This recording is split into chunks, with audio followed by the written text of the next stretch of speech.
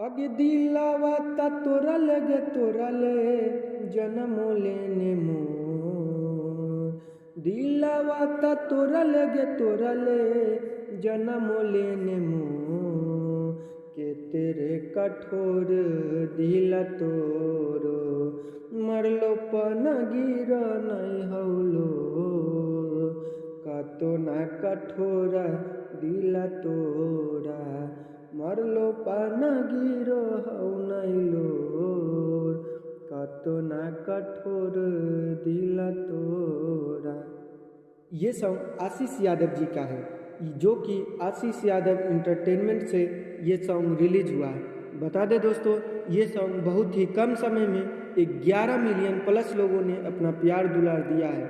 इस song का video shooting बहुत ज़बरदस्त तरीक़ा से किया गया है।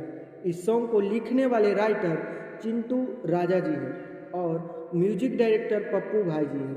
इस सॉन्ग का वीडियो डायरेक्टर सजनमा भाई जी हैं। दोस्तों, आप लोग एक बार इस सॉन्ग को ज़रूर सुने और अपना प्यार दुलार जरूर दें। बता दें दोस्तों, इसी प्रकार से भोजपुरिया से रिलेटेड जानकारी पाने के लिए हमारे चैनल को सब्सक्राइब करें और नए नए वीडियो पाने के लिए हमारे चैनल से जुड़े रहें।